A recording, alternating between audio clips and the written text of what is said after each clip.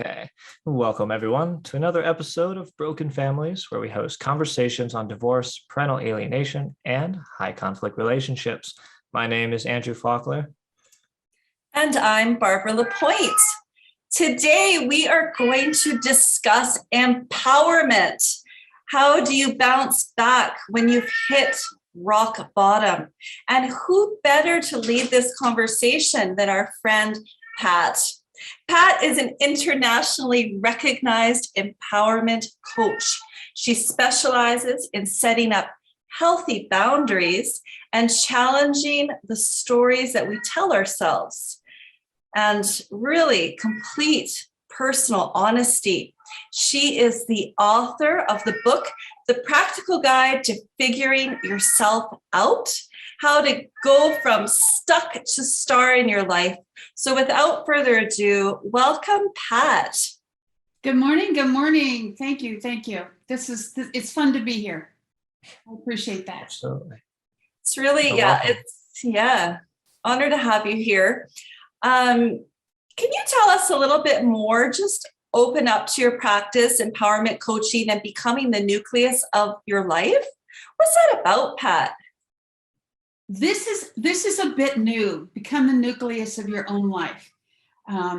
It's not new to me. I've been working with it for about a year, but it's so critical to everything as far as I'm concerned. Y'all are familiar with like the nucleus of a cell, right? And that's where the opportunity for growth is. That's the opportunity for health. And staying in that nucleus is critical. It's critical to have our lives roll the way we want it to roll. So I liken it to, have you ever seen the big wagon wheels with the hub in the middle? And then you've got the spokes coming out, right? And as long as that hub is central and taking charge, the wheel just kind of rolls along and everything is smooth.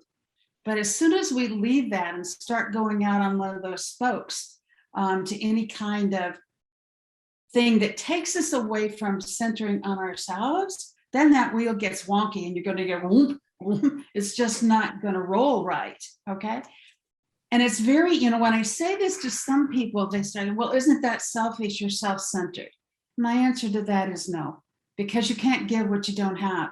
So if you're not centered on yourself and let that run your life, you're not giving all that you can give anyway. So whatever program I'm working in with someone, that's the idea, is to keep them centered and grounded in their nucleus so that they can give more, so they can have more of a contribution. And it's really about putting a stake in the ground for them until they can put a stake in the ground for themselves, and having their back when they fall, letting them know that they're not alone. Absolutely. And the selfish part, it reminds me of when you're on an airplane and those air masks come down, you got to put yours on first before you put it on your kids, because if you're not there and well enough to take care of them, then you're hurting both yourself and them. Yes, perfect example. Yes. And the thing is sometimes some of my ladies try to what I call fake it, which means they're all sympathetic and empathetic with their clients or with their family, but not with themselves. And so then that is only a facsimile of care and understanding and that kind of thing. The question that emerges for me, Pat, is, how is it that sometimes it's so challenging or so difficult? Why don't we fill our own cup up first or put our own air mask on first? Because sometimes we don't. Oh, absolutely. I run into a lot of that. I work with some very powerful women entrepreneurs, and they're still not doing that. They think how fast or how much you can contribute if you do that. It's usually a pattern, meaning we've been taught, especially as women, I'm 74, so I remember this from way back, being taught that it's our job to give, to nurture, to quote, sacrifice in order to take care of our loved ones, in order to take care of our responsibilities. So it starts out as a pattern. And then it gets into the place where it's how we've survived. It's how we've made ourselves useful. And so it doesn't occur to us to put ourselves center many times. And when it does, it brings up a lot of feelings and emotions around it, like, oh my God, I feel guilty, or I shouldn't do that, or I should have put them for. So it's that repeated pattern. Here's the thing. One of my thoughts is the reason why we don't put ourselves first is also the reason why we don't set boundaries. And I'm willing to say 98% of the time, it's because we don't want to have to feel and experience what we need to feel and experience when we do that, i.e. the guilt feelings, the shame, all of that kind of thing. People don't want to feel. So what do we get when we deeply feel like what possibility is there in diving into feeling? Because what I hear you saying is we don't feel, so we're suppressing it, we're not expressing it, we're turning to alcohol, we're turning to TV, we're turning to addictions on our phone, whatever it is that's distracting us from feeling it. Am I on the right track here? You are absolutely on the right track. When we don't feel, or when we selectively feel, and that's another topic, is we're cutting out at least 50% of our learning and our awareness. Okay? So I absolutely say, use your brain, use your intellect, but 50% of your learning, 50% of your growth comes from experience, and feeling is an experience. So you may get the top surface of a story or the top surface of a potential problem, but you're not getting into the real learning part of it. Intellectual understanding very rarely solves a problem or causes a change in behavior. So when we're willing to, and when I work with my business women, they all get all upskittled when I say, you got to feel in your business, because we've been taught, men and women, that you don't ever bring feelings into your work, right? I mean, that's just do not become emotional. And the whole point about that is it's impacting our work, it's impacting our lives, whether we admit to the feeling or endure the feeling or feel the feeling or not. The impact is still there. So we lose awareness. In willing to feel, well, we're making ourselves vulnerable, which, that's not a whole lot of fun to do, right? But you get so much more information. You also get a richness, so you bring a richness to your life that wasn't there before.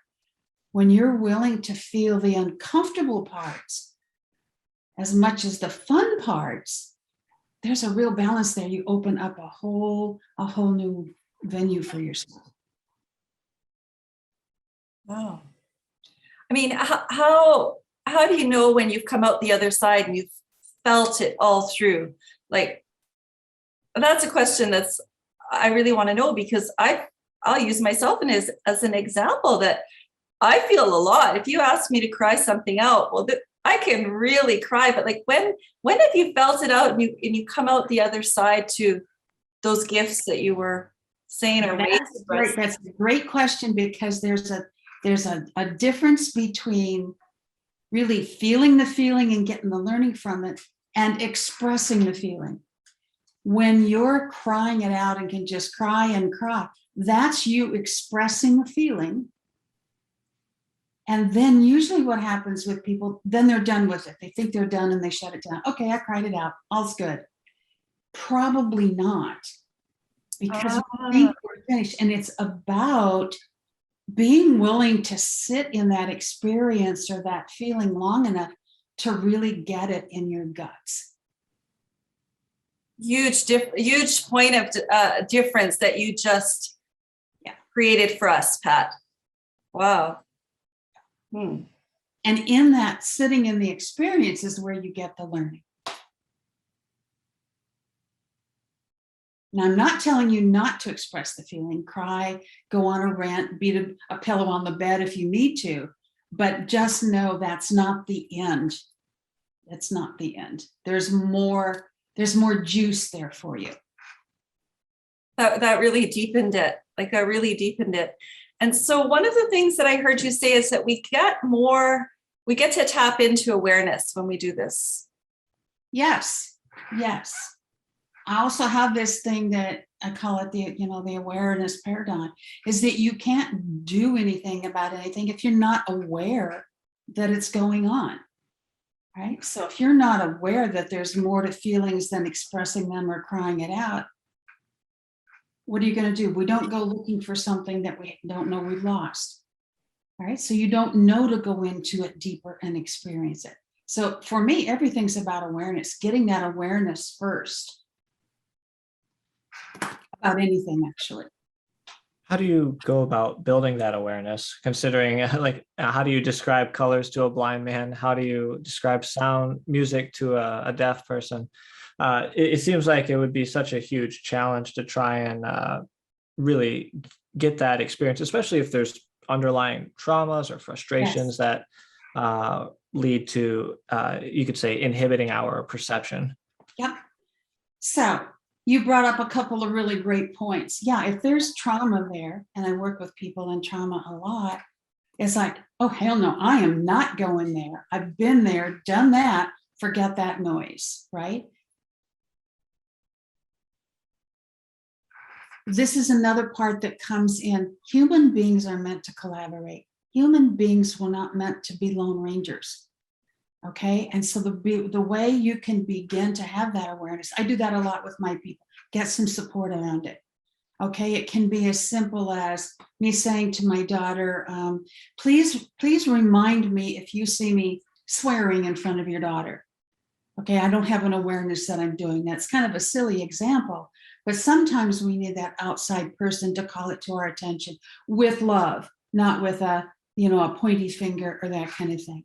When you start getting into some of the trauma stuff, that's where you really need some support, because it can re-trigger some of those feelings. Okay, some of the things that the internal stuff that was going on during the trauma. The one way I address that with my people is, first of all, you need to listen. You need to let them get it out of their system so they feel seen and heard. And then it's about having people understand that when that trauma happened, you didn't have the skills and the ability and the resources that you have now. And so sometimes, Andre, it's a matter of really taking the time to point things out in a loving way and then support that person while they're going through it and have them understand they will come out the other side. Did that make sense, that process? Yeah, it absolutely does. And in fact, it reminds me of a psychological concept known as the jahari window.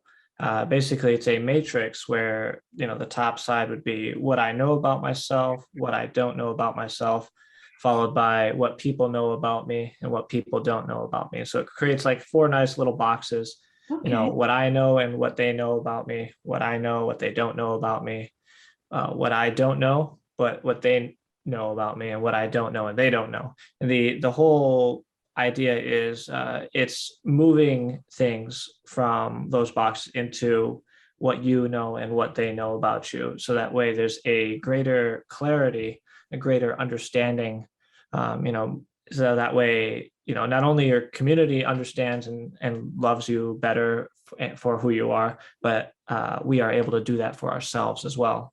Absolutely. Absolutely. And it's also, I'm not familiar with that particular theory. I like it. I'm going to look it up so I can learn more about it. And I think I would add another box, and I don't even know if it would fit, but what popped into my mind is, and what I can discover about myself. Mm-hmm. I would go so far as to say that's what would be in the I don't know section of them, considering the one that has the most mystery is what my friends don't know about me and what I don't know about me, and that would be and that would be the greatest mystery. But it's a fascinating concept, and a lot of it kind of really rang true with what you were saying. Here's what's intriguing me now about what you said is what I don't know about me and what my friends don't know about me. We have ways of knowing that and finding out what it is. That's incredible. Yeah. Yeah, isn't that amazing? Because here's the thing. You're getting me wound up, Missy. I love this stuff. Is that everything that's ever happened to us is recorded in the subconscious part of our mind, at least from conception, if not before, depending on you.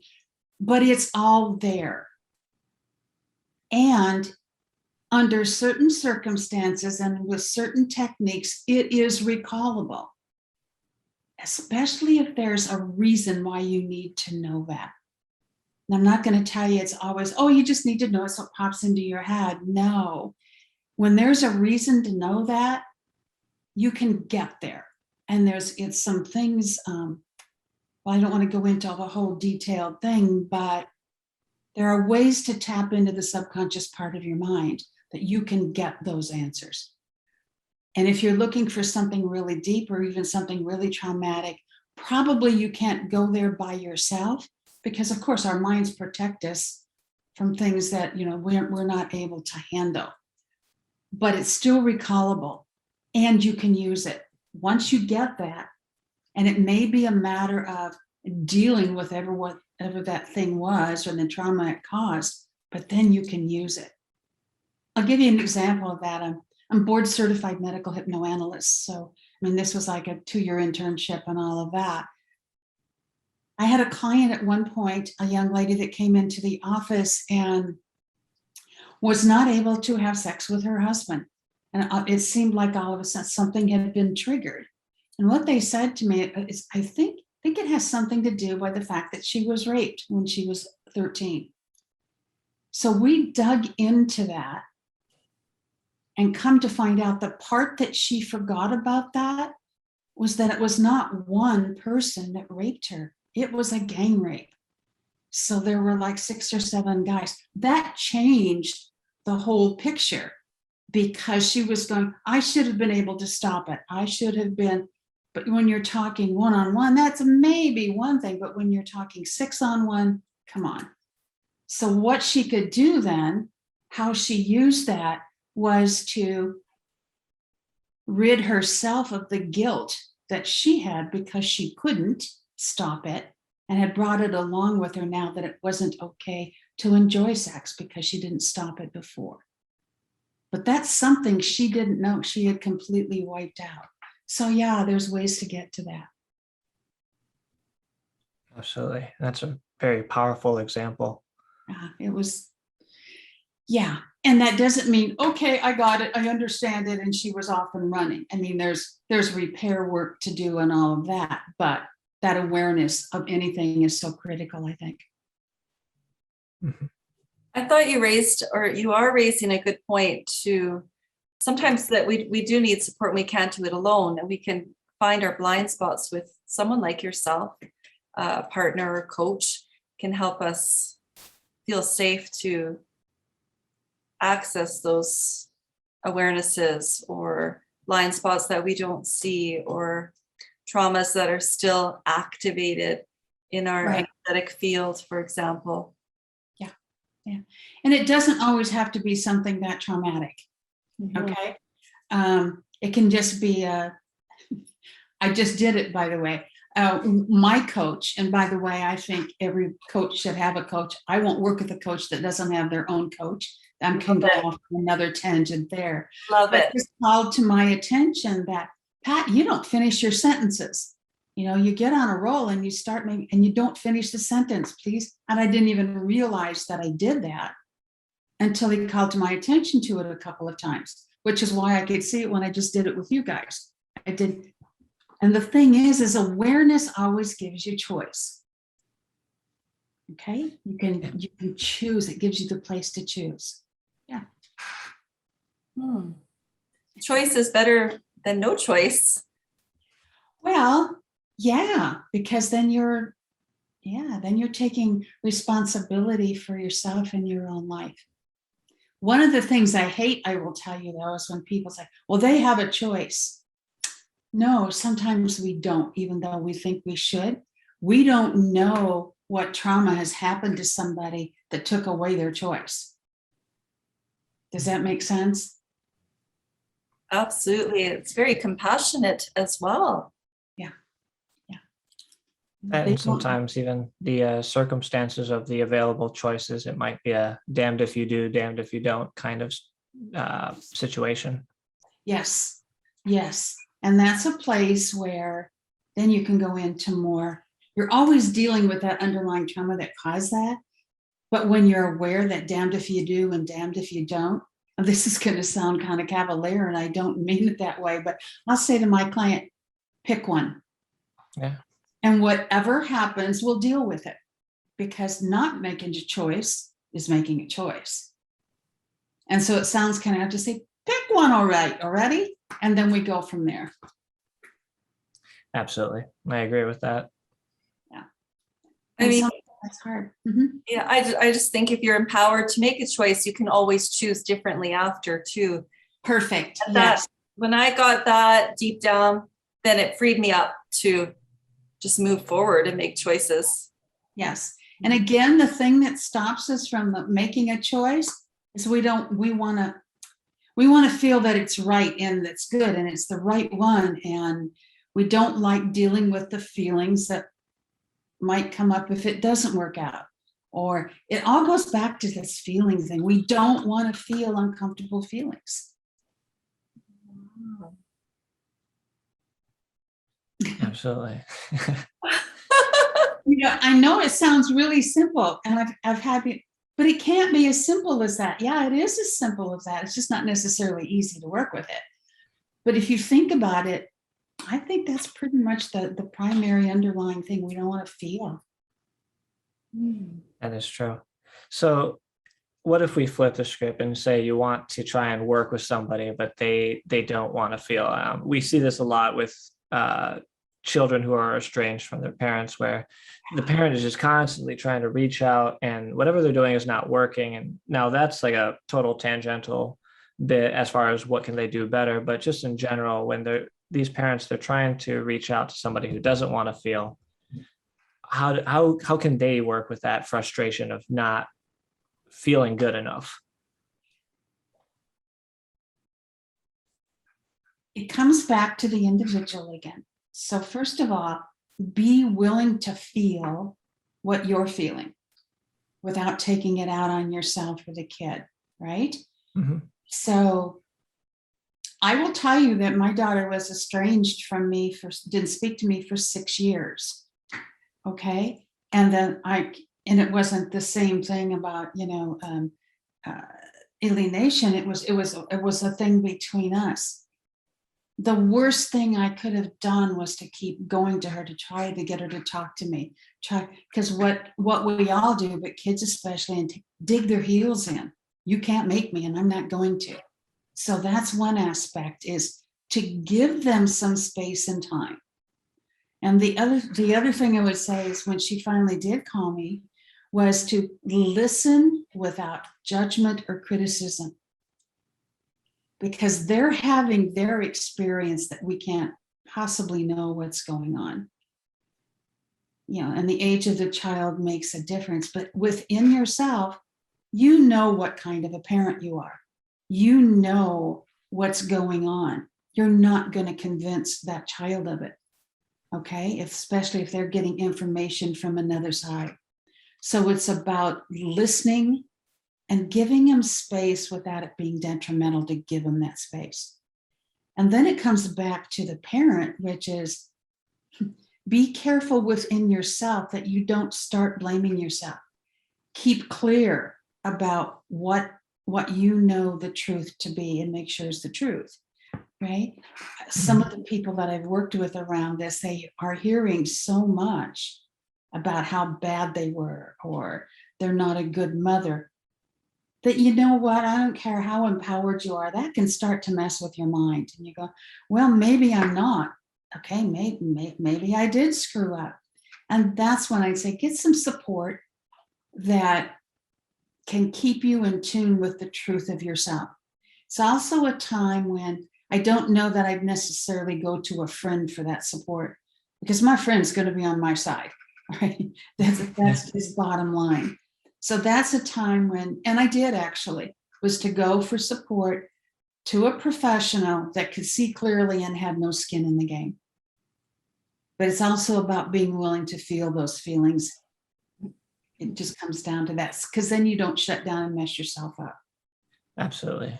I think that's part of the great irony. You got a lot of parents out there that don't want to feel their own feelings, and they're repressing it, and then at the same time expecting their estranged loved ones to open up. Yes. Yes. And I mean, who wants to feel like you're a terrible parent? Okay. And that possibility is going to come up when they start talking with you, right? Mm-hmm. It's also easy to get defensive. And then we all know what that ends up with. Yeah. Yeah. Yeah. But basically what I hear you saying, Pat, is because we do have so many parents that inquire what can I do to heal our relationship with my child, my relationship with my child, is you're asking us to listen non-judgmentally. Yes. That is the whole key. I have this thing: drop all judgments, opinions, beliefs, expectations, and rules, and life is a breathe. Unconditional positive regard is what I'm hearing from this. Yes. Yes. Good old Carl Rogers. Yeah. Love me some Carl Rogers. Yes. Yeah. Because as soon as you judge it, you're making them wrong and you right. By the way, judgment isn't just about, oh, you're bad and terrible. When we think someone's good and wonderful, that's also a judgment. And sometimes we get stuck in the negative parts. So know that it's all judgment, and just stay out of it and just let it be what it is. You know what else, guys? Around feelings. Stop judging the feelings as right, wrong, good, or bad. They're just feelings. I think that you just hit the nail with the hammer on the head, or whatever that saying is, because I just am impelled to say, well, how can we reach a state where we're more neutral, non-judgmental, less triggered? And because how? First step is always awareness, right? So if I'm aware I'm being judgmental, that's step number 2, or step number 1. Step number 2 then is sitting with, oh my God, I'm judgmental. Even judging our own feelings as those feelings are talking in our head. Yes, ma'am. And then we start feeling judgmental because we're judgmental. I mean, it can turn into a vicious circle, right? And then, so yeah, it's always awareness. And then it's saying, okay, I think, or whatever, I'm depressed and I shouldn't feel depressed. And I go, is there something wrong with being depressed? Well, I just don't want to feel that way. I hear you and I understand that, but you are.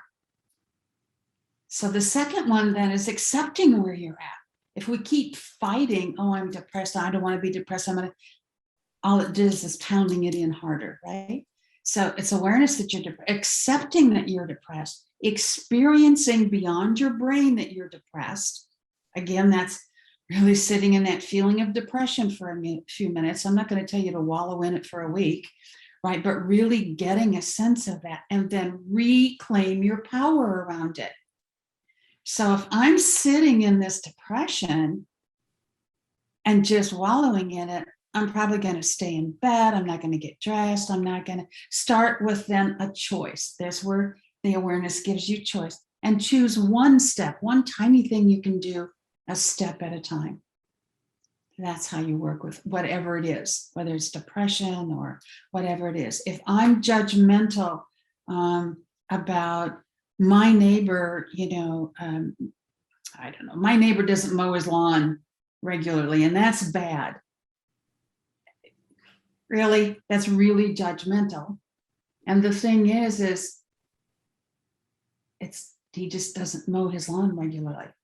What's getting you upskittled is the judgment that you have that it should be neat and trimmed at all times. I give goofy examples because it's easier to see. Does that make sense? Yeah, definitely. And judgments are always things outside of our control. Oh, say more about that. What do you mean by that?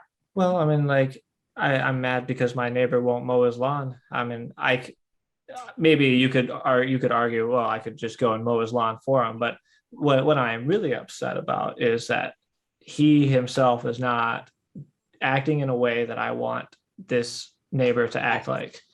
Yes, perfect. Yes, exactly. You should do what I think you should do and behave the way I think you should behave. Yeah. So you're absolutely, that's out of your control.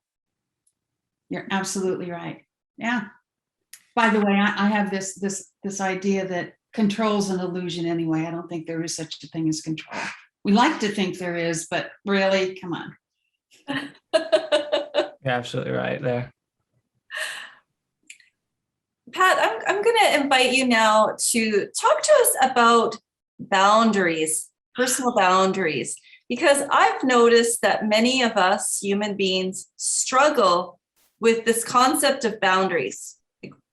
And I get the feeling you might have something to say about personal boundaries. Oh, I love my boundaries. I teach courses in it. And by the way, I've got an ebook that we can send out to people too, but that's another thing right now. First of all, it's awareness again. Okay. Aware, you have to be aware that you need to set a boundary. You know, what's going to bring that up for you. And you're going to love this one too, because it goes back to feelings. The biggest reason why we don't set boundaries is because we don't want to feel what we might have to feel when we have to reinforce them. Okay. And it's like, I don't want to hurt their feelings and they might be mad, all of that. But first, all right, so recognize that you need them. Determine exactly what the boundary is. Be specific. So it might be something like, I don't want you to call me names anymore. Yeah, and it's, please stop calling me a stinker. Do you see the difference? Be specific. All right. And then determine the exact consequences of that person not honoring the boundary is. Yeah, you got it. And the thing is you got to let them know about it. I actually had someone in one of my classes say, well, do I tell them I've set the boundary? I go, yeah, because otherwise, how are they going to know? You know, you don't just bounce up one day. So then it goes like this. I call it the if you, I will trick or technique. Okay. If you call me a stinker again, I will end the conversation. Now that means I either hang up my phone or that may not be your boundary, but you want it to be that specific. Wow. And be that clear. Yeah. That's very clear and strong. Yeah. Now here's what comes into play here. You have to be willing to follow through on the boundary or on the consequences of the boundary. If you're not willing to follow through on the consequences of the boundary, don't set the boundary in the first place. Because if they cross the boundary and you don't enforce the consequences, do you see my point? Yeah, what? They're just going to keep doing it. Exactly. I promise you'll be tested. All right. And remember, there's consequences for you as well, even when you set the boundary and honor the boundary. Setting boundaries is a walk in the park. It's the honoring them. And here's the thing is when we honor them, nobody else has a choice, as long as we're willing to put the consequences in place. They have a choice of honoring the boundary or taking the consequences. And you have to do the consequences no matter how it makes you feel. Absolutely. Otherwise, that just leads into being a people pleaser, right? You know, you're just letting people walk right over you. Bam. Absolutely. So that's how you set those boundaries. Setting them as a piece of cake. It's the honoring them that the thing comes in. And that's where you may need some support. Okay, like, oh, I set the boundary with my daughter and now she's mad at me and I feel so guilty. Yeah, well, still do the consequence. And if you need to talk out or feel it out with someone, do that. You know, it just sounds so beautifully simple when we're talking about it here. But I really noticed that women struggle with this concept of boundaries. Like it's elusive, it's challenging, or they've had a history of not setting boundaries and living out the consequences of not strong boundaries, personal boundaries. And all that you're saying is absolutely true. It does sound really simple here. I'm going to tell you, it is that simple. You notice I didn't say easy. Because if you've been doing this for years or not doing it for years, you're breaking a pretty strong pattern, right? You're not only breaking a habit, but you're also having to deal with all this stuff that comes up inside. All right. Setting boundaries can be threatening to people inside of themselves because we make up all this stuff that might, well, if I set a boundary with my boss, he might fire me. The last time I set a boundary, someone spread bad rumors about me, and it can be even more serious than that. So the idea, the concept is really simple. What comes in, but it's not easy when you start implementing it. And so it's difficult and it's challenging because of, we don't realize all the stuff we have to deal with to be able to do it. People just, set a boundary. Okay, right. And now we get to deal with all the stuff underneath it. And that's, I'm a big proponent of that. And the reward is there as far as I'm concerned. Absolutely. And you feel more empowered at the end, after you work through those emotions and after you work through those any frustrations or the what ifs, the should have, would have, could haves, and all of that. And then you feel more empowered at the end, recognizing that where you would be if you hadn't honored that boundary, it would be a far less pleasant state. And as you feel more empowered, like you said, and you do, it's easier to set the boundary the next time because you're more empowered. And so it just keeps building on that and building on that. It's about that feeling of empowerment. Absolutely.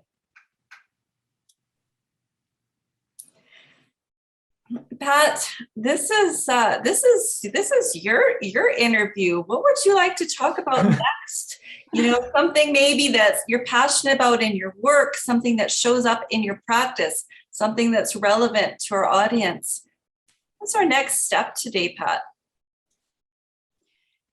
I have a passion for, let me start out this way. I have a firm belief that every single person on this earth has a birthright of dignity and respect. Bottom line, no exceptions to that. I don't care who they are or what they've done. And so one of my big things is having every person I work with or having every person I come in contact with able to call on that dignity and respect for themselves. So I work a lot with people who have been dismissed and disregarded. I'll tell you a little story. I had a sister that was born severely mentally retarded, and that was in like the late 40s and early 50s. So that's the term that we used then. And I saw how her and, her peers were dismissed and disregarded. I just don't stand for that. I've got a stake in the ground for people that don't have a choice. And then as I grew older, I started teaching those kids when I was 12. I started seeing it wasn't just those that were mentally or physically handicapped. It's people. I taught high school at an inner city school, and to see the way the known gang members were disregarded and disrespected by teachers and counselors, that does not sit with me. And what I discovered is that some of those kids were some of the best people I've ever known, the best people I've ever had the opportunity to hang around with. They didn't have the power to put the stake in the ground for themselves, so I helped them do that. Okay? There's so many gifts. One of my mentally handicapped kids in high school turned into this artist. And just, so it's stuff like that. I'm 74, so I live in a senior community now. And I see how some of the residents here are disregarded. They're just those old people. And that just isn't okay with me. So a sidebar to that then is when I'm doing my coaching with my people, obviously I'm not coaching these people right now. That's kind of my side gig, right? Is I see these people that come to me that have these gifts, talents, abilities, and are afraid to use them. And that's a broad term. Because of the traumas they've been through. And so for me, it's important to me that they reclaim those and reclaim their dignity and respect because they have the ability to do it. Does that make sense? Absolutely. Yeah. So they're like, I call my people, they're mostly rascals and renegades and odd ducks that they've got these weird ideas, but damn, they're good. Or they have a way of expressing that some people kind of go, and I just go, then they're not your audience. But I want to empower or have them empower themselves to speak out, even though they've been told they think funny, or they don't know how to do this, or they look funny, or you've got really weird ideas. You know, one of my favorite things to say to a client is honey, you're not normal, thank God. That means, you know, you've got so much to give. And so the two kind of, those that can, I want to do what I can to support them to do what they need to do, to get back to their real selves. And to me, that's all about dignity and respect. So I want to work with those that can but don't. And over here, you know, just supporting those that can't is kind of a side gig. So you kind of got me off on a rant there. But I want you to see what you've got so that you can use it. One of my favorite sayings is, I just want to shake the shoes off of you right now. I go, well, what do you mean? It's because you've got it, you've got it, you've got it. And there's something that's keeping you from stepping into it. So I want to cause a little bit of a disruption so that it blows up and you can move forward. I love that. I love that. Yeah. Pat, you're also a couple of times you've used, excuse me, you've used a word that I think is universally resonant for every person. You've used this word, and it's the word reclaim. Reclaim your power, reclaim your gifts. Talk to us about reclaiming. That word reclaiming is really resonant for me. It goes into that you've had it. It's still there. You've just kind of dismissed it or gone away from it. So it's like, how do I explain this? Reclaim your power, for example. We all come in with our personal power intact. All right. And then due to whatever has happened, we kept giving pieces of it away and pieces of it away. It's time to reclaim that because you freaking need it to do the work you're here to do. So it's really about you've had it, and now let's go back and remember it and bring it with us. Does that make sense? Absolutely. And we so need it. We so need it to be able to access it. So, yeah. And it's fun. When people start doing that, it's fun for them till they go, I forgot about that.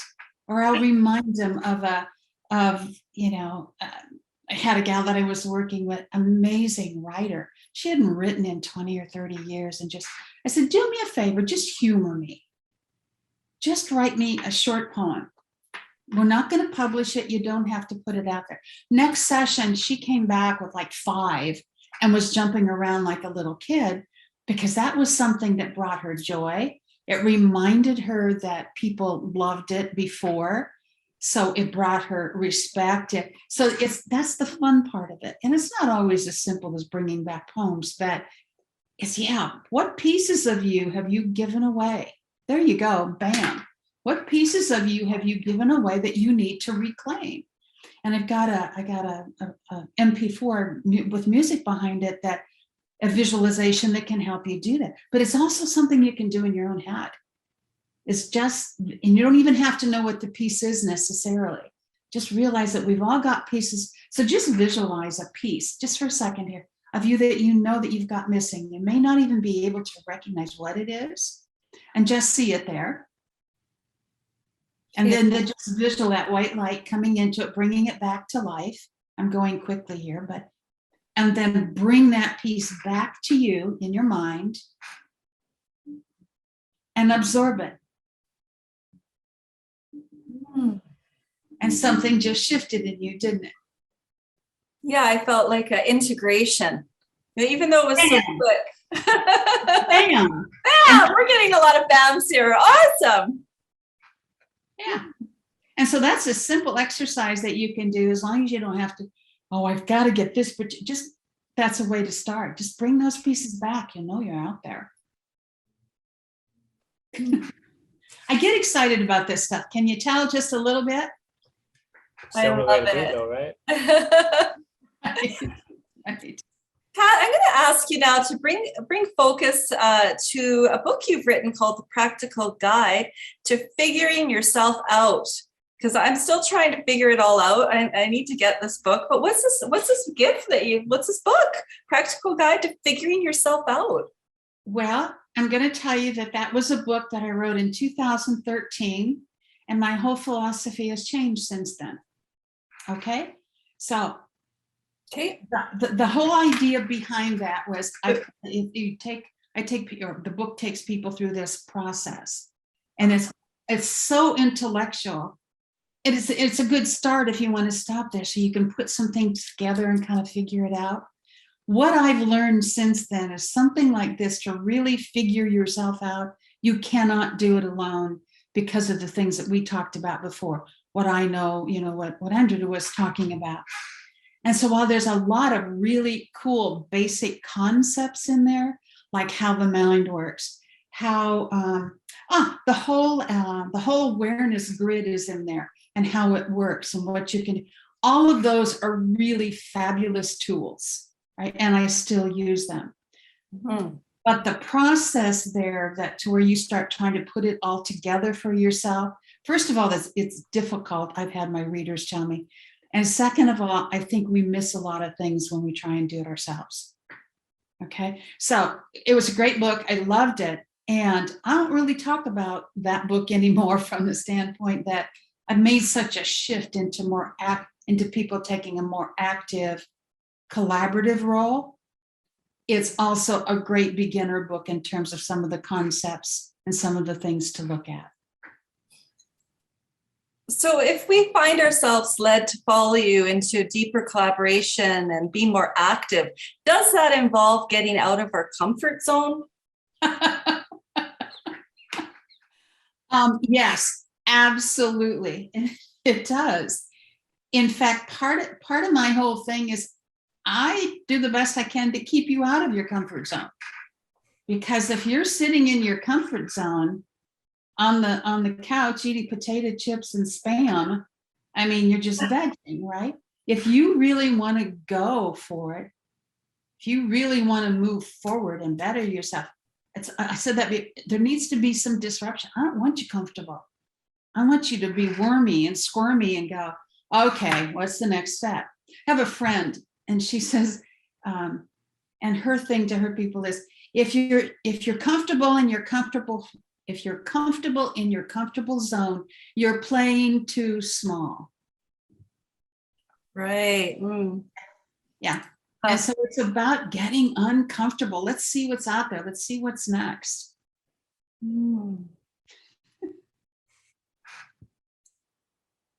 Yeah, I call myself not the feel-good coach. I know when I was working on my degree in counseling, we were taught that, and this was a million years ago, I don't know what they're teaching now, that a client should feel better when they left my office than when they walked in. And I'm going, that just makes no sense to me, because that tells me that we didn't really touch on anything. We need to get in there and root around in that stuff that's holding you back.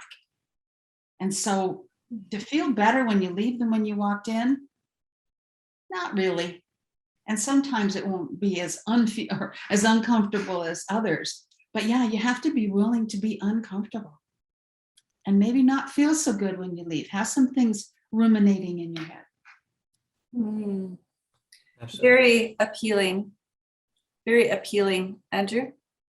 You mentioned an ebook earlier. I wasn't sure if that was the Practical Guide or if this is like another ebook. No,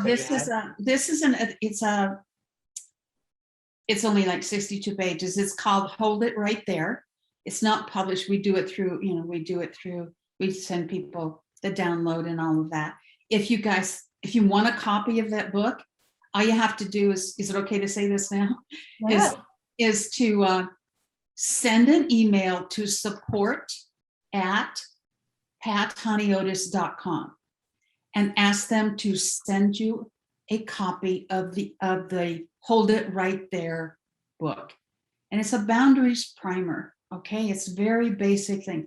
The secret is you have to download it because there's worksheets in there, and it's a refillable PDF.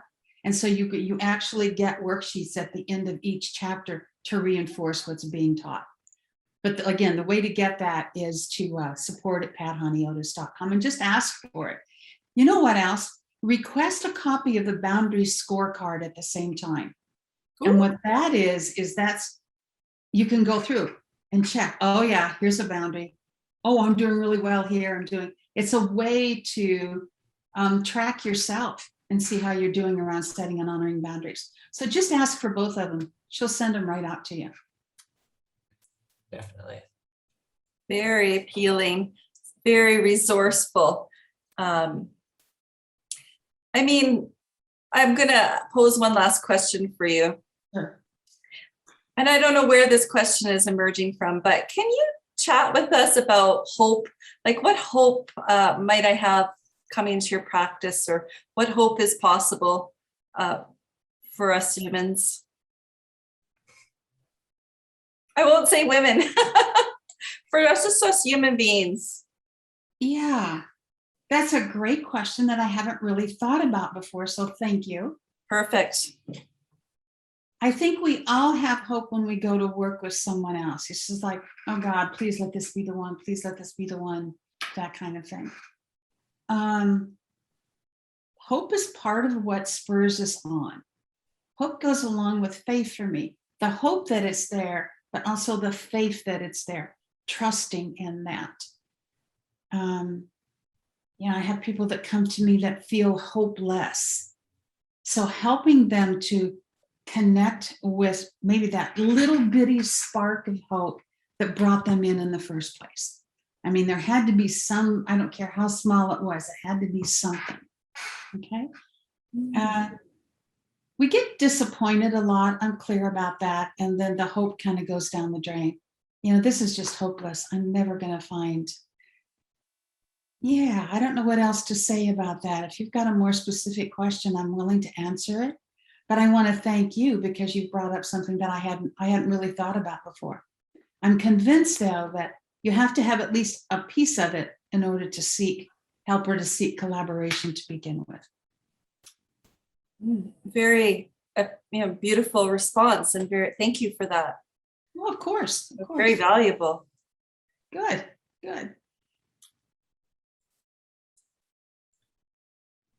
I'll just say one more thing, and then I think you guys are probably done too, is